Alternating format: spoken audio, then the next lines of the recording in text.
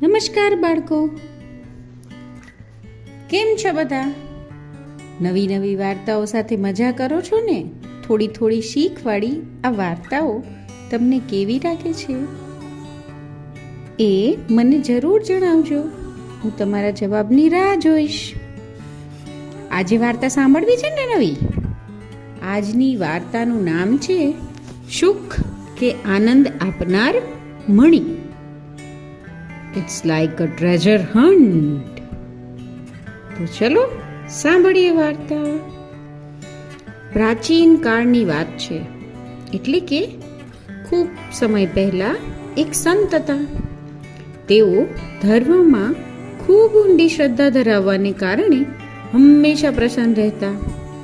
તેમના ચહેરા પર હંમેશા ઉલ્લાસ જોવા મળતો.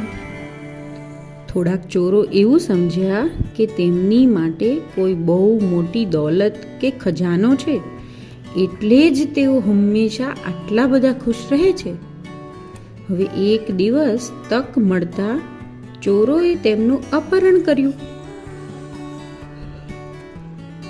તેમને જંગલમાં લઈ ગયા પકડીને, અને પછી કહ્યું, અમે સાંભળ્યું છે કે તમારી પાસે સુખ આપનારો કોઈ મણી છે. એનાથી તમે આટલા બધા પ્રસન્ન રહો છો. તે મણી અમને આપી દો, નહીં તો તમારી ખેર નથી. સંતને થોડુંક હસવું આવી ગયું. પછી સંતે બધા ચોરોને વારાફરતી બોલાવ્યા અને કહ્યું કે ચોરોના ડરથી મેં તેને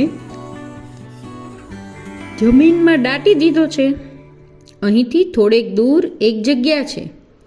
ચંદ્રના પ્રકાશમાં તમારી ખોપરીની નીચે ખોદજો. તે મણી તમને મળી જશે. એટલે કે સંતે એમ કીધું કે પૂનમ જેવી રાત હોય ત્યારે તમારો પડછાયો જ્યાં પડે ત્યાં ખોદજો, એવું ચોર સમજ્યા. તે મણી તમને મળી જશે. સંત વૃક્ષની નીચે જઈને સૂઈ ગયા. ચોરો જુદી જુદી દિશાઓમાં ગયા અને ઠેર ઠેર ખોદતા રહ્યા. થોડુંક ખોદતા એટલામાં પડછાયો બદલાઈ જતો.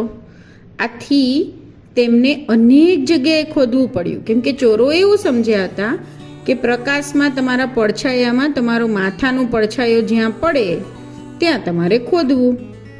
પણ ખરેખર અર્થ શું હતો એ જોઈએ આપણે આગળ. આખી રાત ચોરોએ ખોદ્યા કર્યું. સેંકડો ખાડા ખોદી નાખ્યા, પરંતુ મણી ક્યાંય મળ્યો નહીં.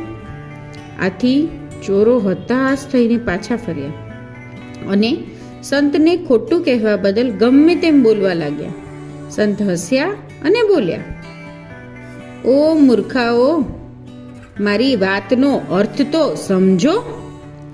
સુખ આપનાર મણી ખોપરીની નીચે છુપાયેલો છે. એનો અર્થ એ છે કે ધાર્મિક વિચારોને કારણે જ મનુષ્ય પ્રસન્ન રહી શકે છે. તમે પણ તમારો દ્રષ્ટિકોણ બદલો અને પ્રસન્ન રહેતા શીખો. ચોરોને વાત સમજાઈ. તેમણે પોતાની ટેવો સુધારી. આથી તેઓ પણ પ્રસન્ન રહેતા શીખી ગયા. એ જ હતો સુખ આપનાર મણી.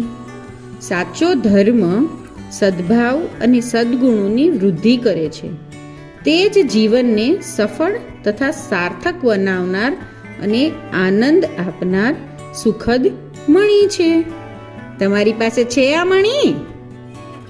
વિચારજો, ને ના હોય તો મેળવી લેજો. ઓકે બાળકો, ગુડ નાઇટ, શુભરાત્રી.